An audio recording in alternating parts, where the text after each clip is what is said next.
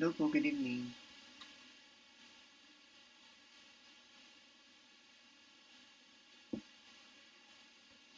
Nice. Thank you po.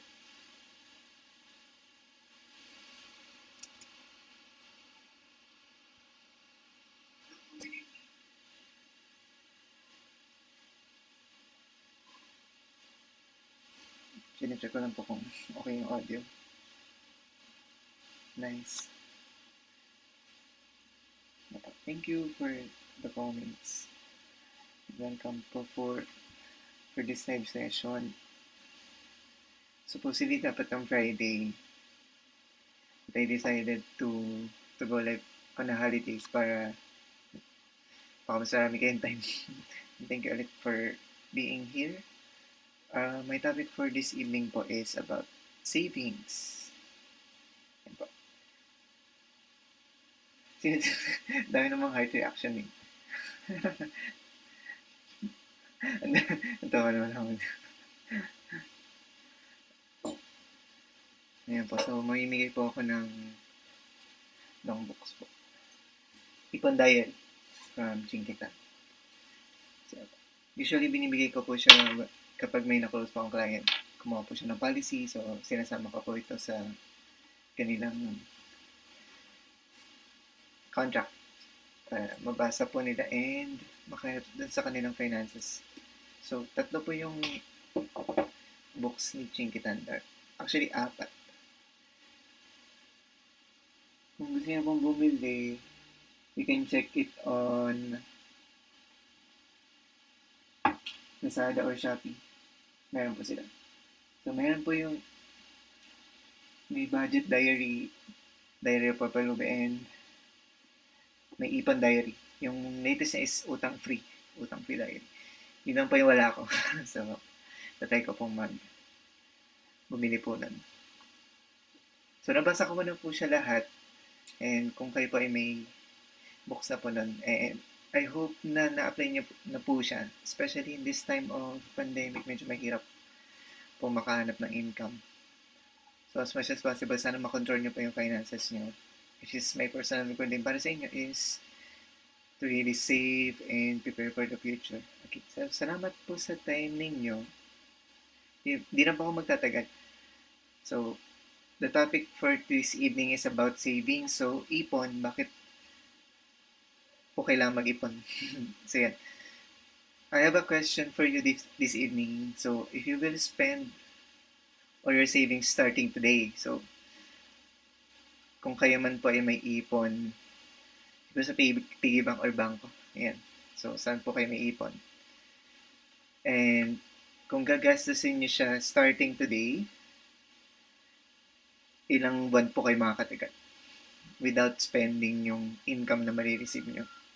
So, kung gagastusin nyo lang po is yung ipon nyo lang po. So, ilang araw po ilang araw po kayo tatagal. So, yun po yung question. So, you can ask yourself, kung may katabi po kayo ngayon, kalabitin nyo na po. So, yan. Medyo mahirap po talaga yung situation natin today. So, it's important na sana po may ipon tayo. Marami na pong nagwawalan ng work and so sana meron po kayong ipon. Pero kung wala po, it's good to learn today kung paano po kayo magsisave. So, 1 to 3 days. Grabe ka naman, team. 3 days. 1 to 2 months only. Per some 2 to 3 days lang po. Grabe naman kayo. Kung ako po sa akin, nagastos ko na po kasi emergency fund ko. Siguro mga 2 fund ko. Tama ba ako? Tama ba ako, love? 2 months. Yan. Pwede ako mawalan ng trabaho for 2 months. 1 month lang? Oh no. Ganun pala yung ginastos natin. 1 month lang po. Dati po, kaya ko umabot ng 5 months. 1 month. Ako, kailangan ko nang dagdagan yung kailangan ko nang dagdagan yung emergency fund. So, nabawasan ko po siya is because of yung wedding po namin. Approaching to na. Nice. So, 2 months. Yes, 2 months.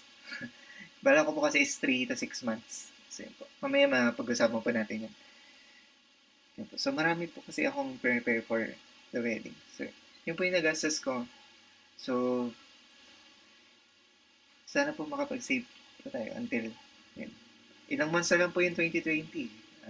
Bukas po is si Jose Marichan na po yung kasama natin hanggang December. September, October, November, December. 4 months po. Last 4 months of the year. So, hindi pa po huli yung lahat para makapag-save. Shoutout ko lang po. Sino gusto po? Hello sa inyo. Hi, Seth. Yung mga nag-comment po si Anthony. Ano si Boss Anthony? Si Boss Tim. Yes. And si Jude, si Vince. Ito si Sir Tenyo. Kamusta po kayo? Pera. Pera.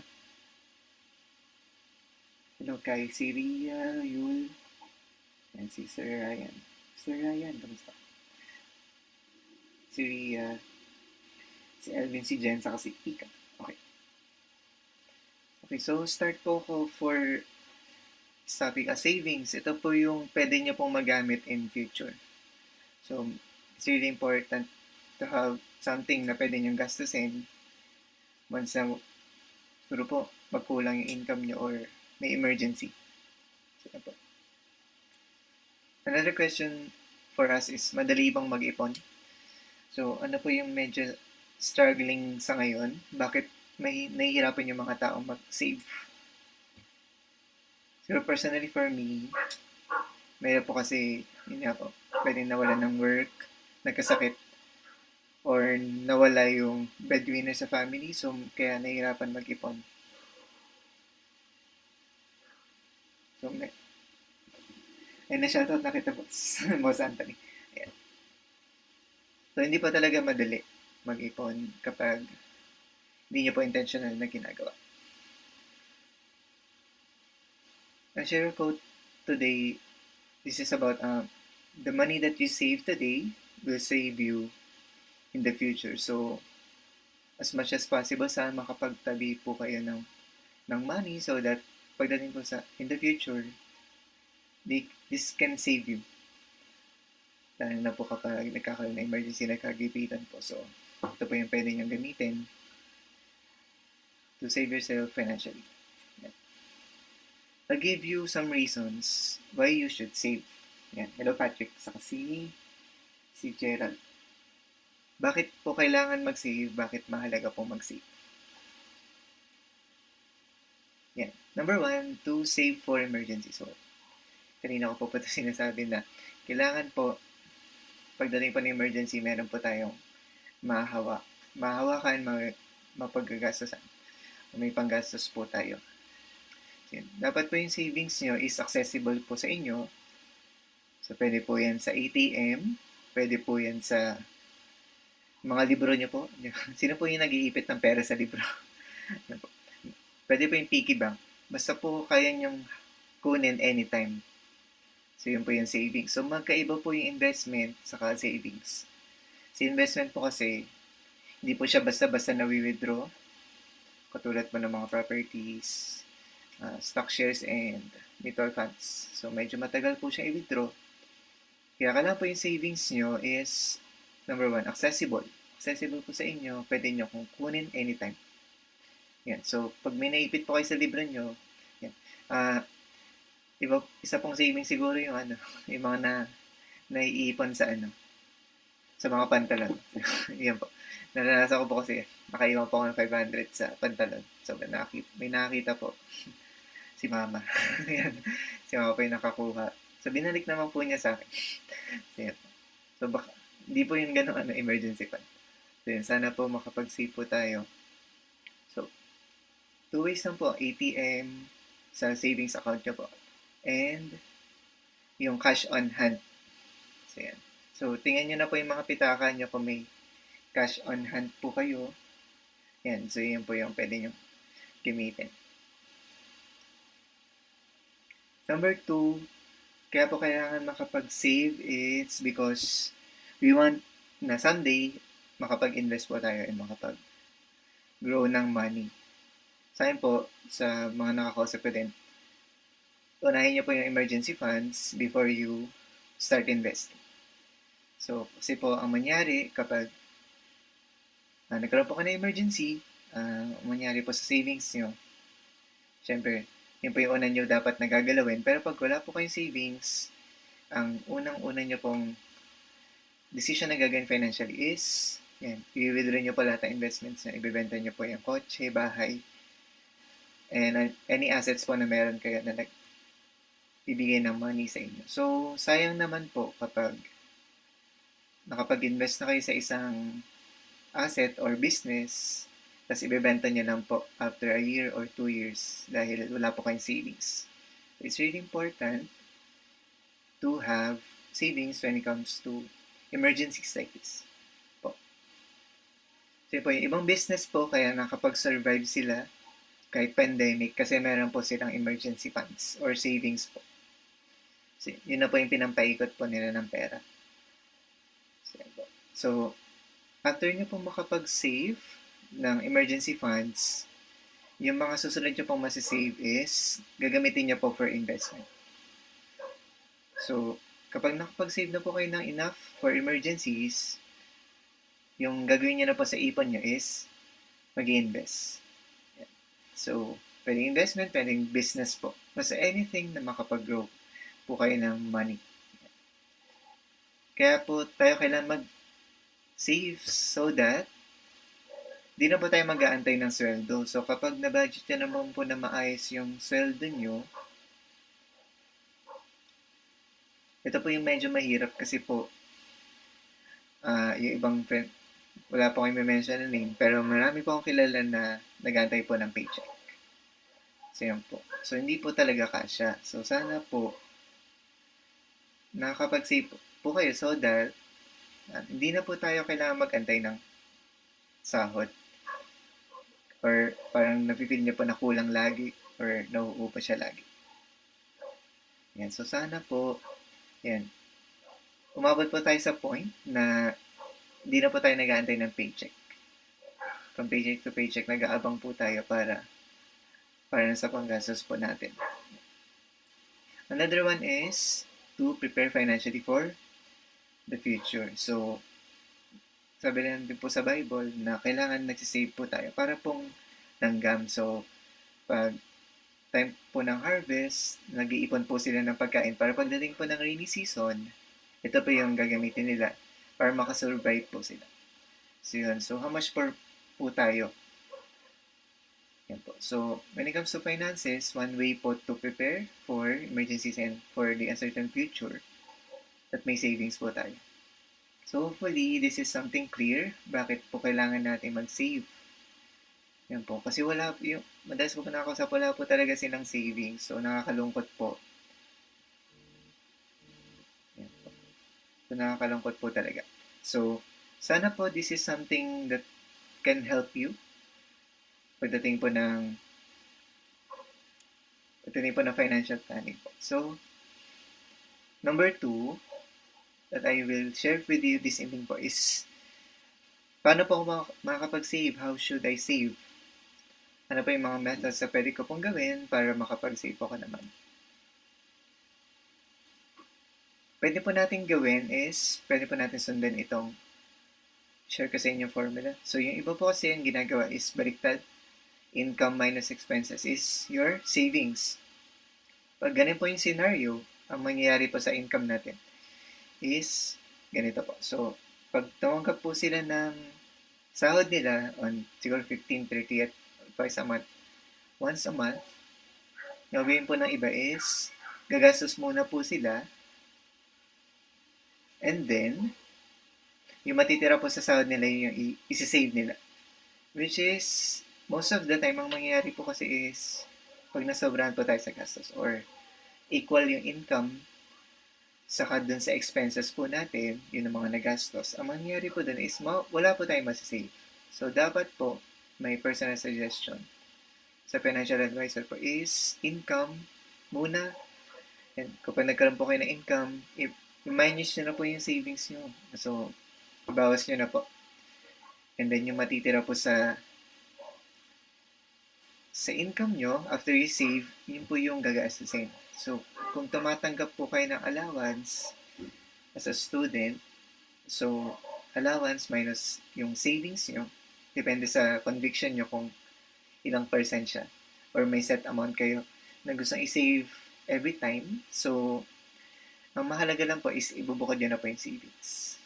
Yun lang po. Sana masundan po natin itong hindi po siya suggestion, pero yeah, maganda po siyang advice.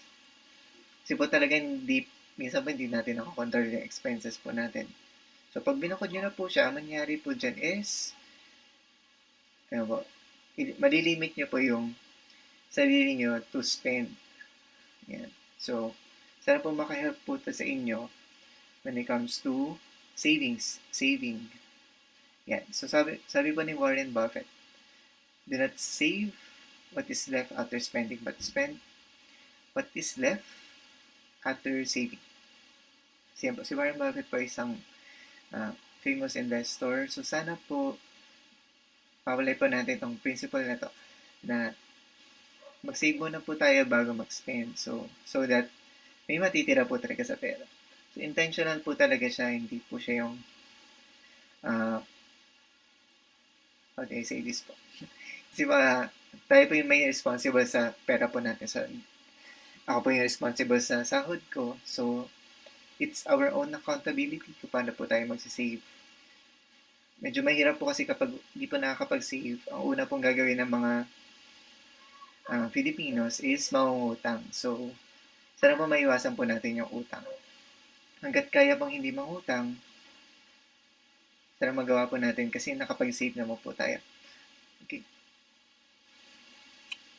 So, kapag nag-save po kayo today, for example po, 10 pesos per day, try nyo po, makakapag-ipan po kayo in 1 year ng 3,650 pesos.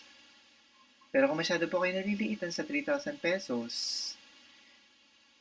gawin nyo po na 100, for example, for students. So, 5,200 pesos for 1 year in a span of, yan, per week yung gagawin nyo pong pagsisave, kaya nyo na po makapag-ipon ng 5,200 pesos. How much more po kapag yung nasisave nyo is 1,000 pesos per cut-off? So, medyo malaki-laki na po, 24,000 per year, kaya nyo pong makapag-save ng ganitong kalaking amount in just 1,000 pesos per cut-off. Pag sabi po per cut-off, ito pa yung 15 and 30, kung kaya nyo pong mag-set aside na 1,000 pesos. Mas maganda po, 24,000. Malaki-laki na po yung savings na po yan for 1 year. Tapos kung sumisaldo po kayo na around dito sa 24,000 pesos, meron na po kayong 1-month emergency fund. Sakali. Kung gagawin nyo naman po 3,000 pesos per month, kaya nyo po makapag-save ng 36,000 pesos. Yan po. So, sana po, makita nyo pa importance ng saving. Isa po kasi nakakagastos tayo ng something na di natin napapansin. Nagli-leak na po. So, for example po, na kapag bili po kayo ng something na medyo pricey, try nyo po siya na maghanap po na alternative. Sample sa coffee. Yan po. Kung kaya pong hindi mamahalin na coffee. So, makapag-save na po kayo ng something for yourself and for your future. Kaya po, pagdating po sa emergencies, sana po makapag-save po tayo na at least 3 to 6 months worth of salary. Yan po. So, for example, I'm earning 20,000 pesos per month. So, my personal target will be 60,000 pesos minimum worth of savings.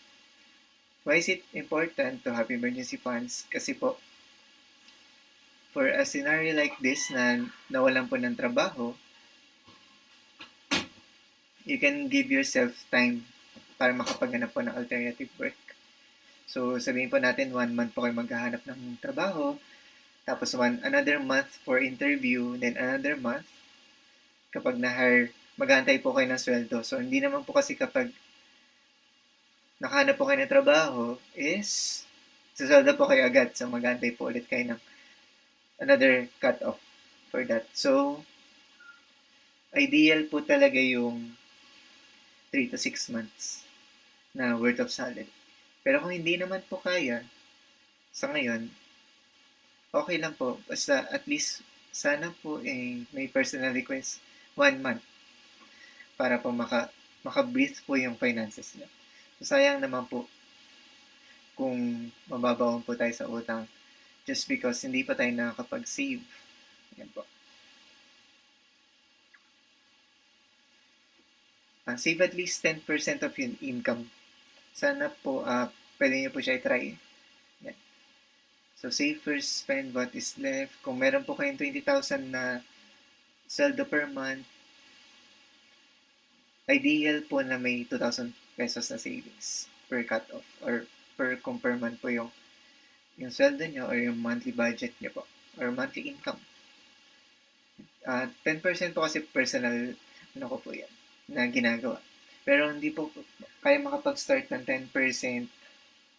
Ang pwede nyo pong gawin is at least siguro 5% po.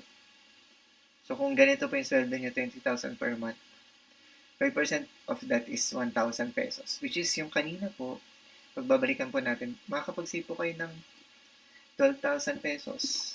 So malaki-laki na po yan. 10,000 o 10%. Yan. Kasi ang pwede po mangyari is hindi po niya kaya mo ng 10% kasi baka marami po kayong ginagastos. So, may personal recommendation po is 5% po sana. Tapos kapag kaya nyo na po makapag-save ng 10%, gawin nyo po yung na personal goal.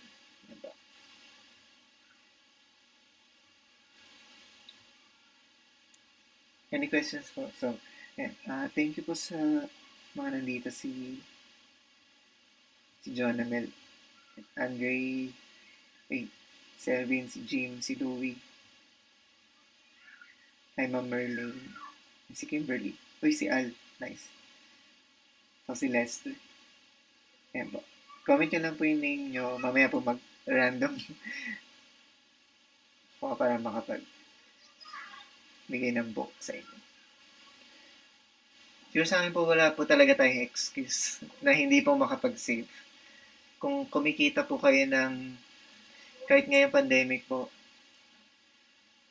wala po tayong excuse para hindi po makapag-save. Kasi ngayon po, hindi na po masyadong uso yung fast food or kumakain po sa labas. So, lalo na po yung travel. So, hindi na po tayo masyadong nakapag-travel. Kung nag-aalat po kayo dito ng siguro quarterly, monthly budget for travel, mga tickets, airline tickets. So, pwede nyo na siya ma-save for your emergency fund po, savings. Ako guilty po ako dito sa Starbucks. So, yun po. Madalas po ako uminom po ng kape sa labas. Kasi medyo nawawala po yung yung stress kapag nakakapagpahinga po dun sa mga ganong places or nakakapagtambay. So, yun po yung nawala ko din sa budget or nasisave ko rin po sa ngayon. How about, ang usap po kasi ngayon, mga online shopping yan. Sa gym po, gusto ko dati mag-try sa gym. Buti na lang po hindi natuloy kasi sayang naman po yung membership ko sa kanila. How about movies? Ayan po. So, hindi na po masyadong uso yung mga movies outside. So, nakat po yung expenses nyo kung kayo po yung madalas mag-movie. So, may Netflix naman po. Which is way cheaper than going outside. So, how about dating? Yan. Sino po dito yung mga madalas pong lumabas for mga ayoko na magsalita for this one. Baka may matamaan po. So, yan po. So, wala pa tayong excuse when it comes to saving kasi marami na po nakat sa yung mga usual po natin na ginagastos. So, ang masasuggest ko na po is you need to find way so that makakapag-ipon po tayo So, punta naman po ako doon sa mga mga pwede ko pong ma-recommend na savings para sa inyo. So, sana po ito po yung pwede nyo i-take note or i-check kung may ganito na po ba kayo or wala. So, I hope this is something useful po sa inyo. So, yung mga types of savings na pwede nyo pong gawin, number 1 po is savings account. So, pagdating po sa savings account, pwede po kayo mag-open sa mga leading banks. Kasi po, may friend po ko dyan na taga Metro Bank. Yan, BPI, meron din. BDO, yan po. So, kaya po recommended ko rin sa savings account kasi po nag-earn po siya ng interest. So, less than 1% you can earn interest for a year kahit ilagay nyo lang po siya doon. And number 2 po is protected po siya ng PDIC, which is yung Philippine Depositors Insurance. So, just in case po natatakot kayo sa mga bangko kasi magsara po, insured po yung bank accounts nyo with PDIC. So, anong ginagawa po ni PDIC? Kapag, for example po, nagsara yung bangko na dinepositan nyo, may insurance po kayo doon na 500,000.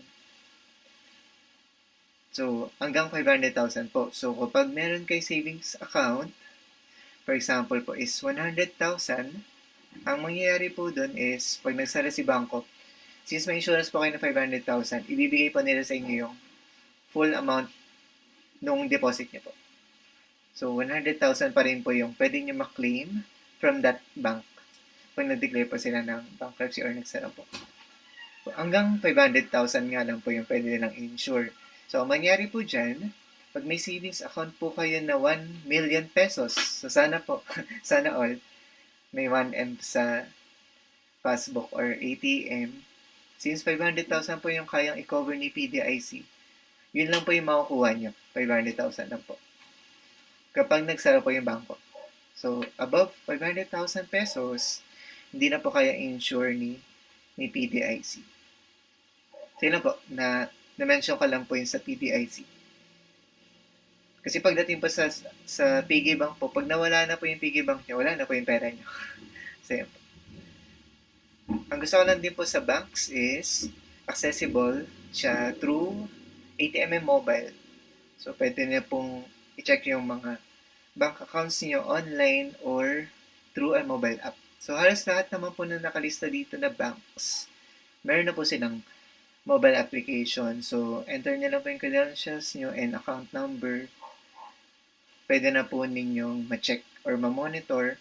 Ingat lang po kayo sa mga nag-hack or nag-phishing. So, dahil nga po digital na tayo ngayon, marami po kasing mga phishing sites sa BDO, sa BPI, mga Metro Bank yan. So, marami po kasing gusto mag-hack dun sa account ninyo. So, ingat lang po tayo. Huwag po tayo mag-share ng OTP, ng personal details, or pag may nag-text po sa inyo nanghihingi ng account number and password, huwag niyo po siya talaga ibibigay. Kahit nasabihin po nilang representative sila ng bank. So, hindi po sila talaga magtatanong ng personal details niyo po, or OTP. Yan po. So, ang mangyari po kasi dyan is ma-access nila yung bank account nyo. And mananakawan po nila kayo digitally. So, mga magnanakaw po digital na sila. So, ingat lang po tayo. Cybersecurity lang po. So, yan po. So, baka kasi iba po takot maglagay sa bank.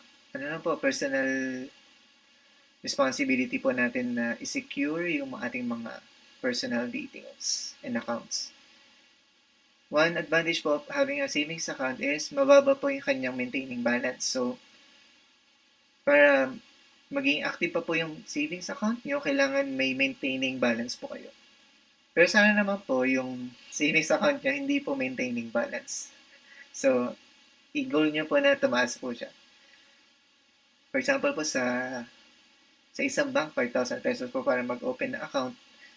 Yung isa ko pong kakilala, so 5,000 lang din yung ipon niya kasi yun lang din yung maintaining balance. So, sana po, ayan po, makapag-ipon po talaga tayo. So, taasan po natin yung hindi lang po dapat maintaining balance yun naman ng ating mga bank accounts. Personal recommendation ko po, kung kaya niyo pong mag-open ng several bank accounts for several financial purposes, mas maganda po. For example, this bank account, ito po yung magiging income nyo. Doon papasok yung paycheck nyo. Then, another bank account po para sa mga expenses. Then, another bank account for your savings. So, pwede po yun. So, sa akin po, 4 po yung aking bank accounts. I'm glad naman po na hindi maintaining balance yung lahat ng nandun. So, yun po.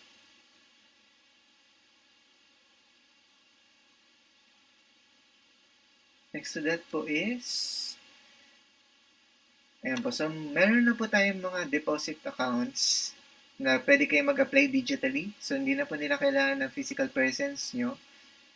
Gagawin nyo lang po is mag-apply lang po kayo online. So, ito po mga nakalista dito is kaya po nila mag-offer sa inyo ng 4% interest. So, balikan ko lang po yung last slide kanina. Pagdating po sa mga banks na nandito sa slide na to is they can offer only 1% or less than 1% of interest rate per year. So, medyo mababa po talaga siya. Kung ang plan nyo po financially is makapag-earn ng maglumago po talaga yung pera nyo, yan po, hindi po yung purpose ng bank account. Kasi po, emergency lang po talaga siya for your emergencies. So, kung gusto nyo po mag-invest, hindi po talaga recommended dito sa banks. Kasi ang kanyang interest rate lang po is less than 1%. So, po, ibang instrument po yung gagamitin nyo kapag gusto nyo pong lumago yung pera nyo. So, yan. So, pagdating po kasi sa digital, banks like CIMB, and ING. Or yung sa GCash po, nag-offer sila ng up to 4%. So, medyo malaki-laki na po siya for a savings account. So, yan po. So, try nyo po siya. Mag-apply po kayo dito sa mga banks na to. Di po tayo sponsored. Sana po. di pa naman po yung sponsored to. Pero, re-recommend ko po sila. Try nyo po mag-deposit. Kasi alam ko po is, sa news, nababasa ko rin po is, may promo period lang po sila. So, after na kanilang deadline, hindi na po sila kaya mag-offer ng 4%. So, yung mga nakaabot lang po sa kanilang application period, yung makakapag-avail ng ganitong interest rate. So, pagdating po sa GCash, kailangan niyo po is at least 100,000 pesos para ma-maximize niyo po yung interest rate. Okay. May ako sagutin yung tanong mo, Al. Yan. Sige. Pero, sige. Yung mga banks kasi na ganito, yung CIMB and ING, hindi kasi sila based sa Philippines. So, siguro sa akin, sa PDIC, kailangan ko mag-research about that. Kung kaya nila i-cover yung insurance nito. Kasi mamaya magsara tong mga to. Ayan, hindi naman natin inaalis yung ganang possibility. Kasi digital nga sila. Pero ako, okay sa akin to 4%. Yun yung nila, yun yung selling point nila. Sige, pabalikan kita doon kung cover sila ng PDIC. Pero ngayon, kapag may isip ko siya, siguro hindi, kasi hindi siya Philippine government.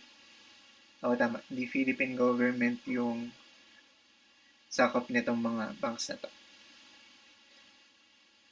Sa GCash kasi ang partner niya is si CIMB. So, either sa CIMB ka mismo mag-a-apply or sa GCash. So, dalawang ways yun. Okay.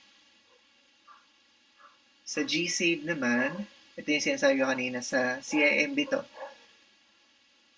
So, yan. 3% annually yung kanilang kayang i-offer.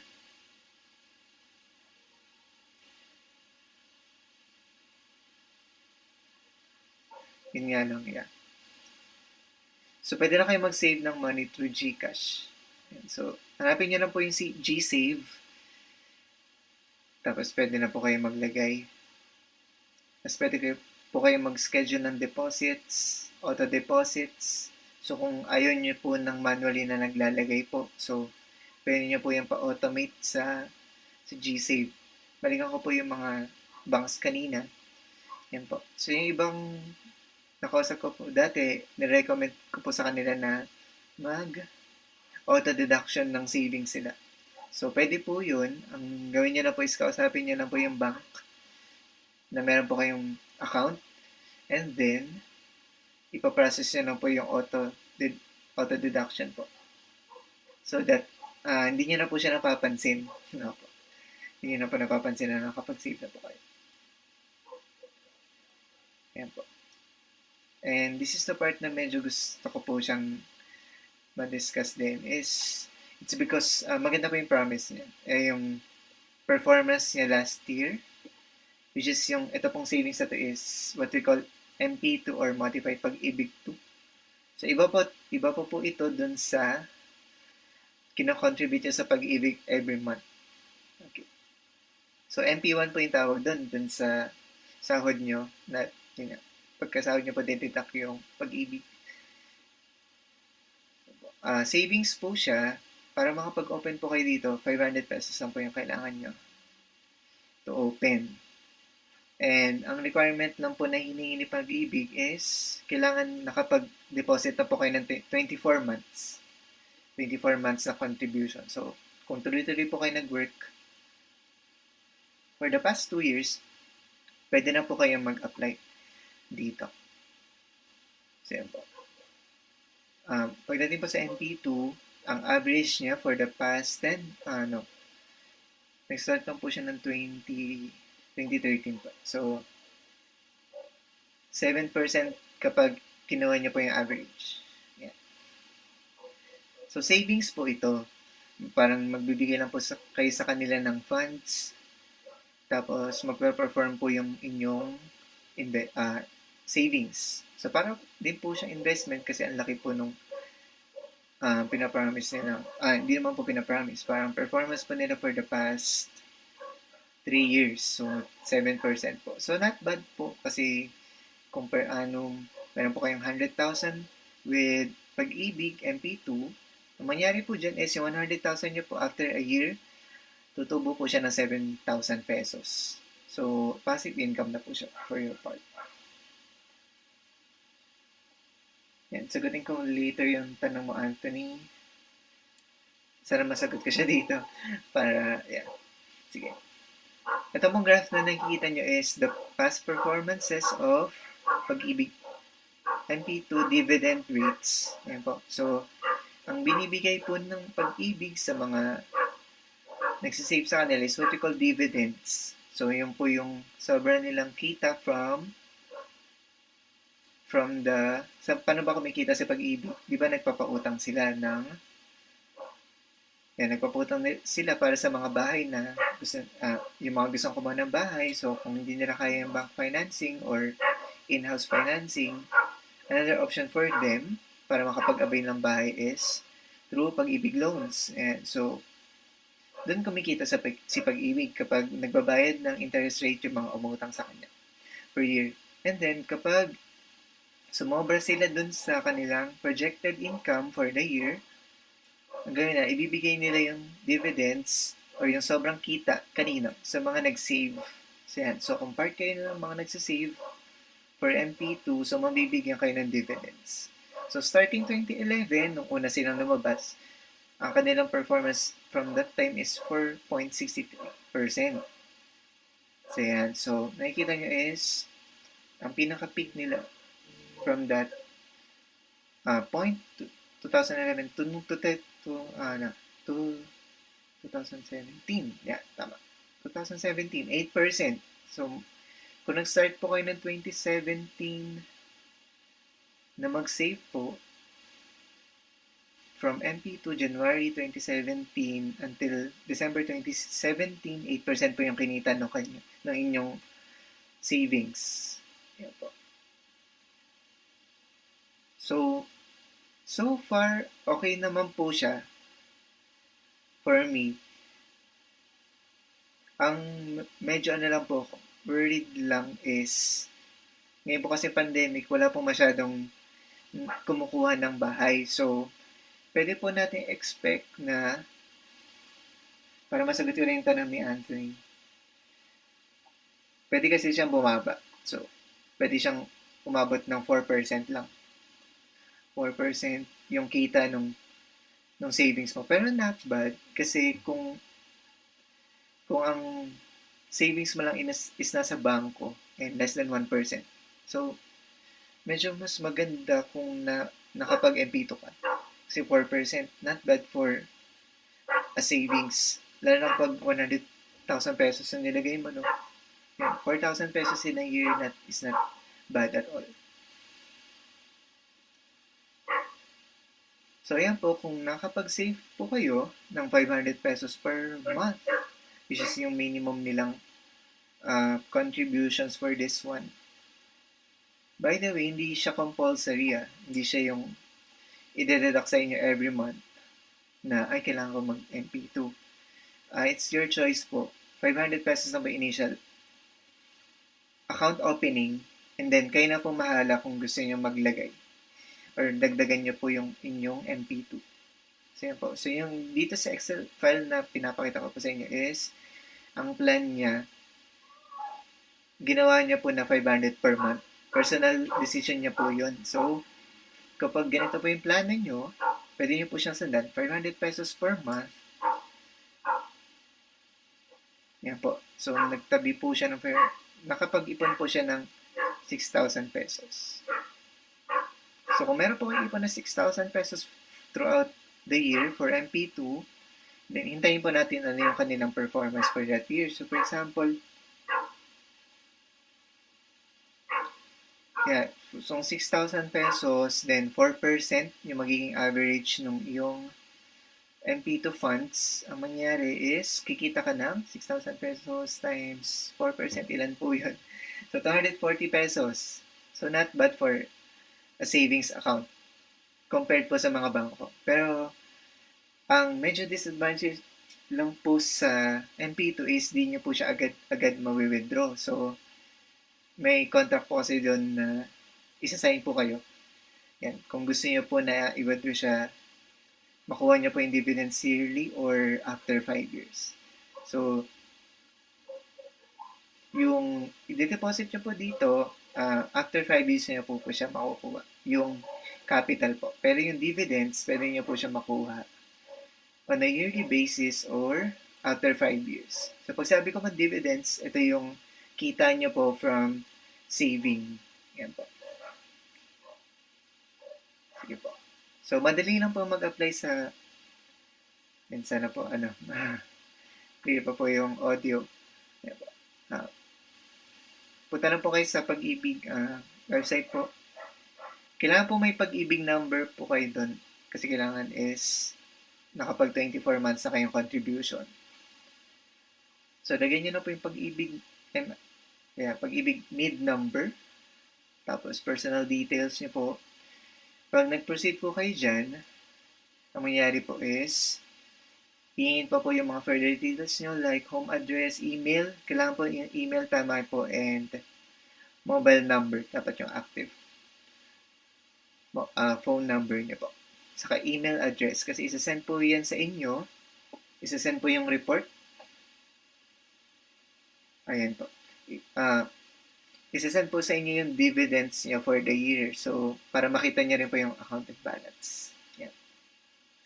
Pag okay na po kayo sa mga personal details nyo, pwede nyo na isubmit yung form. Pag nakuha nyo na po yung form, bibigyan po nila kayo ng yan po. So, isa-sign nyo lang po siya. I-send ko po ito sa inyo after this session. But, yung website naman po nila is self-explanatory. So, masusundan nyo naman po siya. Kasi madali lang po mag-apply. So, kung meron na po ako doon, ang hindi ko pa lang po nagagawa is yung regular savings po. Hindi po ako nakakapaglagay regularly. Opo. Pero, yes po, i-strike ko po na regular ako makapaglagay ng MP2. So, may account na po ako sa kanila. Ang pwede nyo pong option is, number 1, kayo po yung personal na magde-deposit every month. So, pwede po yun. Or kausapin nyo po yung HR sa inyong company para maging auto-deduction na po yung MP2 savings nyo So, salary deduction pa yung mangyayari. So, si HR na po yung manggagawa for that. So, contact nyo lang po siya. For example, gusto niyo po 1,000 pesos per month yung i-remit nyo for MP2, pwede po yan. Yan po. So, dalawang options po. Personal po kayo magbabayad. Sa akin po, pag personal, nagbabayad po ako to GCash. Kasi hindi po ako pwede lumabas-labas. So, GCash po pwede po yun. Pag-ibig, under government. Government, then pag-ibig din. Pag-ibig MP2 account number. So, once na successful na po kasi yung enrollment sa MP2, bibigyan kayo ng account number. So, iba pa po yun dun sa inyong pag-ibig number na kinakontribute ninyo monthly na dinededuct po sa inyong sahod. So, magkaiba po yung account number ni MID. Yan po, yung MID number nyo po saka yung MP2 account number. So, once na successful po kasi yung pag-a-apply nyo, yung account number po sa MP2, yun yung gagamitin nyo for transmitting yung funds. Gusto nyo po ibigay. Magastos umibig. Nice. Totoo naman. Ito lang yung pag-ibig na sure, may return. Yan, di ba?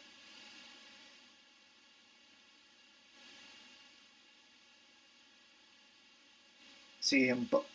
So, I hope that is something clear sa inyo.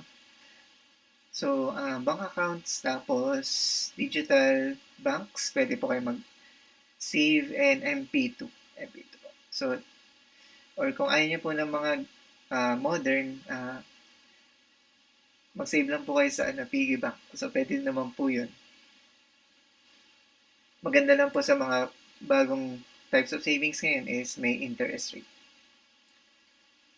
So, sana po i-make natin yung savings na priority natin. Sabi po ng isang financial guru, si Dave Ramsey.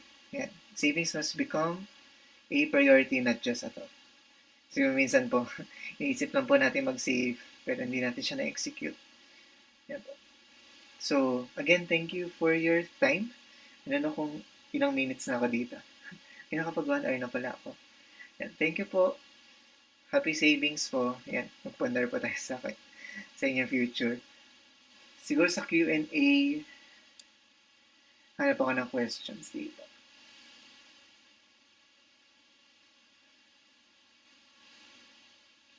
Anthony, yan. Shoutout na kita. 1 month daw ko para kay Ika. Nice, that's good. At least 1 month meron. Good evening po, Miss Leanne.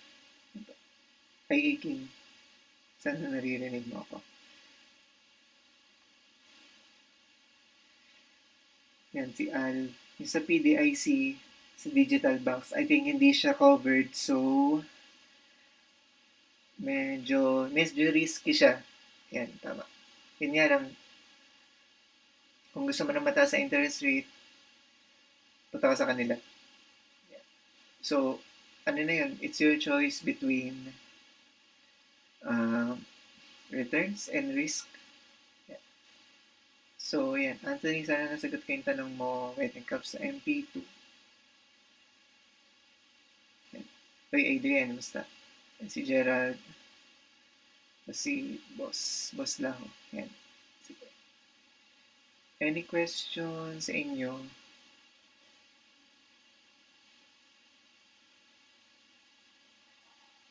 Yan. Yung digital banks. Yung digital banks, yung sinabi ko na, yung ING saka CIMB. Kasi pwede ka na mag-deposit sa kanila through yung, kung tama yung pagkakaalala ko sa ING kasi, pwede ka na mag-deposit kahit na nasa bahay ka lang. Yeah. So, yun yung meaning ko ng digital box. Yeah. Sige, kung wala na questions, sige. Again, thank you sa inyo. Maghahanap ako ng mag-random na ako ng names. Talaga? Covered pa rin pala sila. Oh, that's good. covered pa rin. Depositing rate. Covered pa rin sila ng PDIC. That's good. PDIC covered.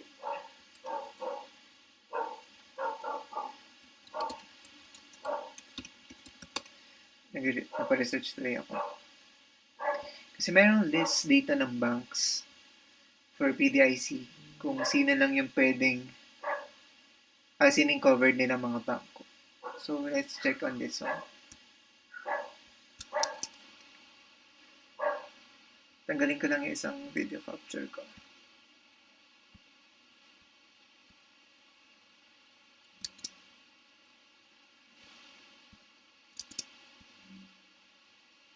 Tapos, may I add this one?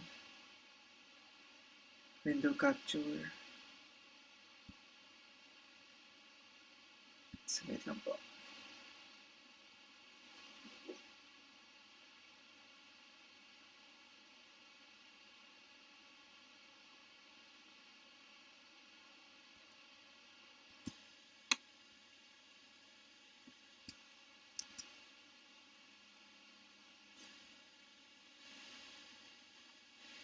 So, banks, yung mga, ano nila?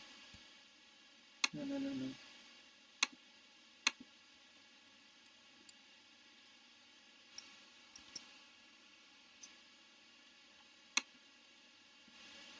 Mali ako.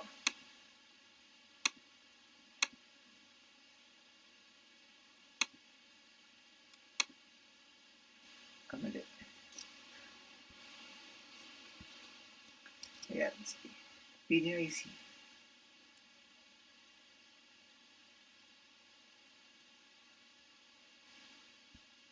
Ano yung list of banks? Ayan, so meron silang commercial banks. CIMB. Meron. Nandito sila. CIMB and check ko yung ING.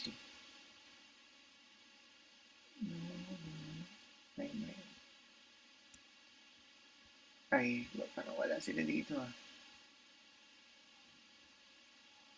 For deposit kasi. Commercial banks. Banks. Okay. So,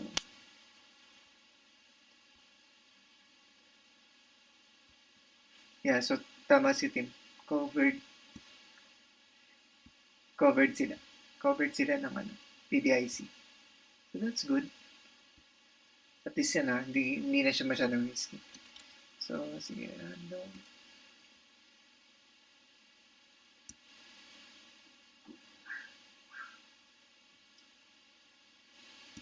Sige po.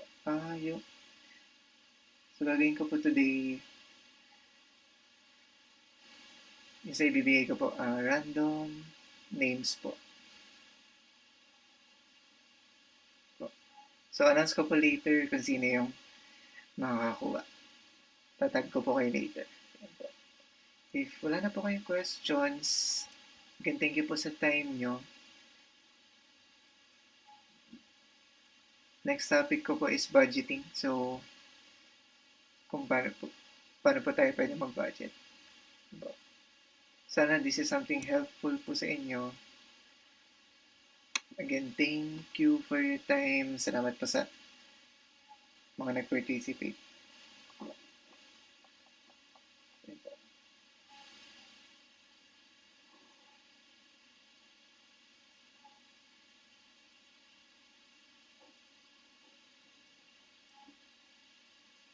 Later, lagay ko po yung names niya. So, yung mag-comments po after this, hindi na po kasali. Once I ended the call. Salamat po ulit sa time. End ko na po yung call, yung session for this evening. Enjoy the day po. Salamat.